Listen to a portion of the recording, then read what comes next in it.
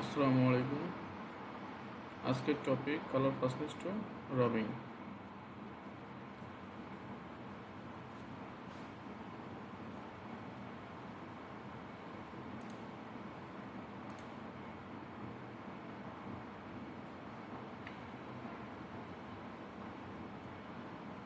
Agenda. আজকের প্রেজেন্টেশনে আমরা জানতে পারবো রাবিংয়ের উদ্দেশ্য, type of rubbing, equipment of rubbing test and method of rubbing test.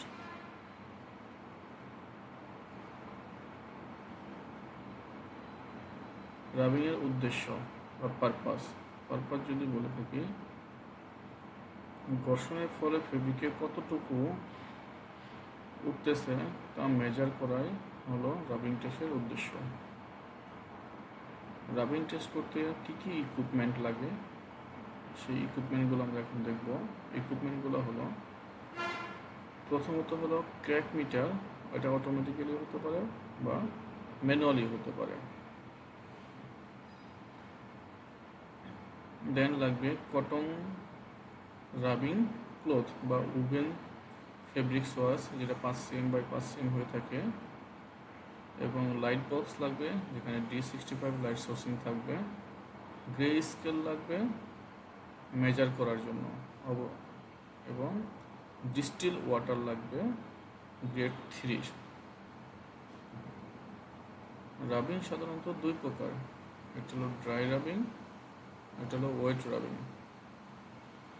Dry rubbing কি? ড্রাই রাবিং হলো শুকনো অবস্থায় যে রাবিং করা হয় সেটাকে ড্রাই রাবিং বলে। তো ড্রাই রাবিং করার জন্য প্রথমত উভেন ফেব্রিকের যে সোয়াজ আছে সেটা মেশিনে সেট করতে হবে, এবং বাল্ক ফেব্রিকটা লম্বালম্বিভাবে মেশিনে সেট করতে হবে। তারপর 10 টাইম ঘর্ষণ করতে হবে এবং দেখতে হবে যে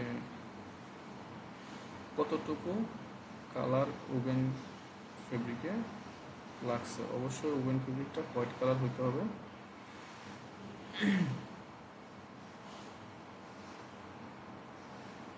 2 নম্বর যেটা আছে ওয়েট রাবিং। ওয়েট রাবিংয়ে ওভেন ফেব্রিকের মধ্যে ডিস্টিল ওয়াটার দিয়ে ওভেন ফেব্রিকটা ভিজিয়ে নিতে হবে, এবং ভিজিয়ে নেওয়ার পরে বাল্ক ফেব্রিকটা মেশিনে সেট করে ওই একইভাবে ঘর্ষণ করতে হবে। ঘর্ষণ করার পরে 10 টাইম ঘর্ষণ করতে হবে। ঘর্ষণ করার পরে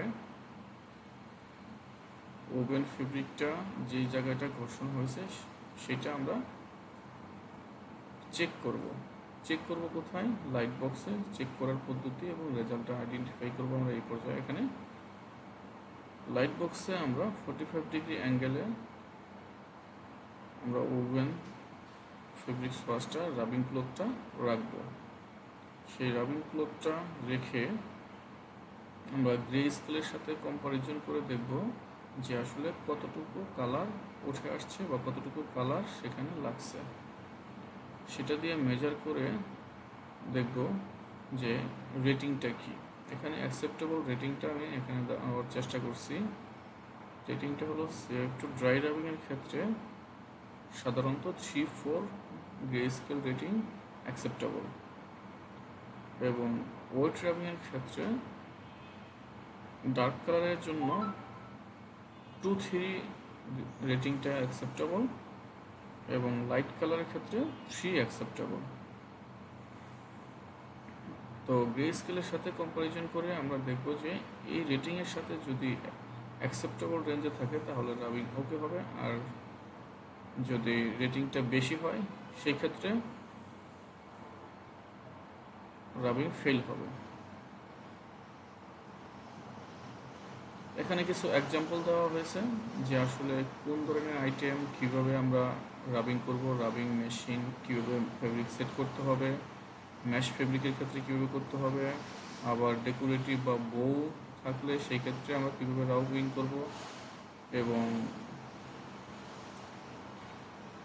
পার্লস, জুয়েলারি, আদার্স যে নন টেক্সটাইল যে জিনিস আইটেমগুলো আছে অ্যাক্সেসরিজ, সেগুলো আমরা কীভাবে রাবিং টেস্ট করে থাকবো এখানে পিক্টোরিয়ালভাবে দেখানো হয়েছে বোঝার সুবিধার্থে। আশা করি রাবিং সম্পর্কে সকলে এখন ক্লিয়ার একটা কনসেপ্ট পেয়ে যাব এই ট্রেনিং থেকে, এবং ইন ফিউচারে আমরা সঠিকভাবে রাবিংটা করে থাকবো সকল আইটেমের জন্য। অবশ্যই ফেব্রিকের জন্য করতে হবে, অ্যাক্সেসরিজের জন্য করতে হবে, এবং কন্ট্রাস্ট কালার যাই থাকবে সবগুলোর জন্যই আমাদের রাবিং টেস্ট করতে হবে। তা না হলে একটা রিস্ক থেকে যায় পরবর্তীতে কালার ব্লিড হওয়ার জন্য এবং কাস্টমার কমপ্লেন আসার সম্ভাবনা থাকে। এই ছিল আমাদের আজকের মতো। নেক্সট ভিডিওতে আমরা আরও আকর্ষণীয় টপিক নিয়ে আসব। ধন্যবাদ সবাইকে। Thank you.